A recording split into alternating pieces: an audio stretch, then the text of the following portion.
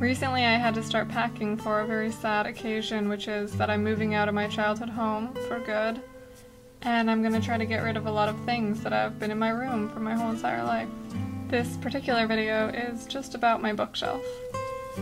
This is actually one of my favorite books. I can't get rid of this. It's got these great pretend letters that you get to open.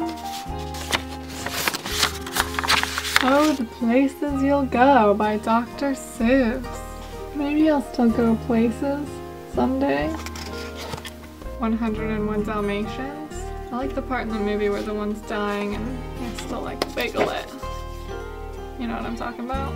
Sure, said the rhinoceros, and he gave them plenty of barbed wire, iron bars, armor plates, and heavy metal padlocks. He also gave them some plexiglass and some reinforced steel chains, because he was a generous and kind-hearted rhinoceros. I'm not at all interested in spiritual poetry, but I got this when I did jury duty years ago. When I was going through security, they have to like go through your whole bag, and the woman that was doing the security like noticed that I like poetry and was like, hey, someone left this, do you want it? She actually said, I noticed that you like poetry, this was waiting for you, and she handed it to me, and I thought that was really cool, which is why I kept it. Poems of Maya Angelou. This is one I have bookmarked. Beside you prone, my naked skin finds fault in touching, yet it is you who draws away. The tacit fear is, the awful fear of losing is not enough to cause a fleeing love to stay. Little Women, Animal Farm, Sideways Stories from a Sad School. Ugh, goosebumps. No, no, no, said the three little wolves. Not by the hair of our chinny chin chins we will not let you in. Not for all the tea leaves in our china teapot. This is where I've always kept all my favorite stories.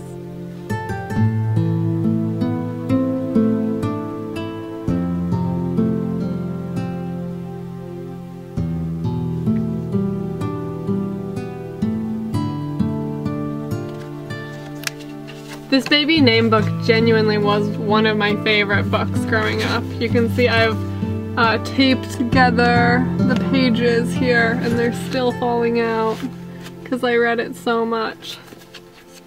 I used it for coming up with names for different characters and all of the stories that I would write.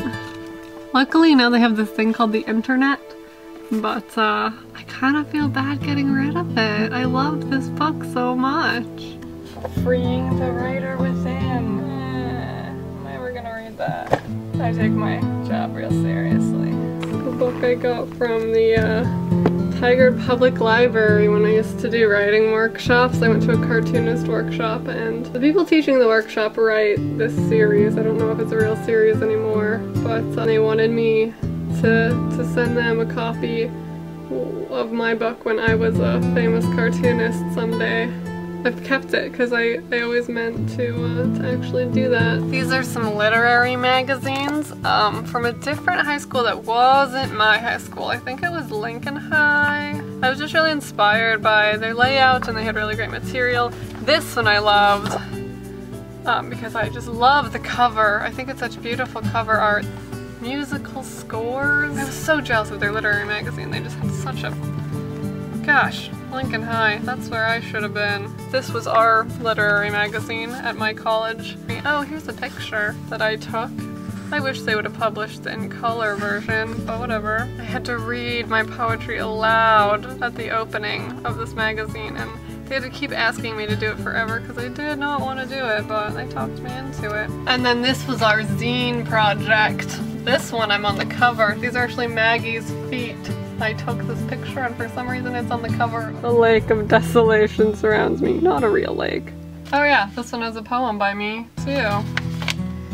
And another picture I took of the same girl. Not that I was creepy or anything. National Forensics League pamphlet when I went to Speech and Debate Nationals in 2005. This is me and Fink, Isaku, and Asteria. We all went to Philadelphia together that year. Ooh, and there's Edward. And Mac Frost, who I called Pretty Guy at the time. I had quite a crush on him. Now that I've got that on camera, probably don't need this anymore. Freaking Pokemon cards everywhere. This one, I love this book. This should be on the other rack. This is also great. Secret Garden. This is another Felix book. Yes! I have been trying to remember what this book was forever! Oh, this is the one where he pretends to brush his teeth. This is it! I have been asking people, yes! Oh my gosh, I've been asking people what this book was. Babies and Other Hazards of Sex. I found this book on my parents' bookshelf when I was a kid, and it was the first time I actually learned what sex was. There is, hang on, a sexy illustration. That was pretty exciting when I was like 7 years old. Nevertheless, for the longest time I couldn't figure out if sex meant you could have babies or you couldn't. This is gonna be a gold mine. Oh gosh, that's embarrassing. 2002, 2003. Do you believe in God? Yes, of course, is my answer in like 2002. Write about things that are difficult for you. It must have been really difficult for me because I ripped it up. And one thing you would change about yourself, it would probably be my looks, or I would make myself more talented and smart. And then in a later year I add the sentence, that's more than one. Name one thing you would not change about yourself. My love for where I live. I love my house and everything in it.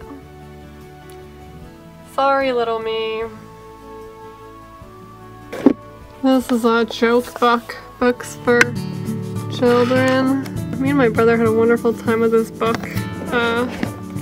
There was a joke in here that we just thought was hilarious. Why was the elephant climbing the cherry tree? Because he was silly! Brilliant. Huh.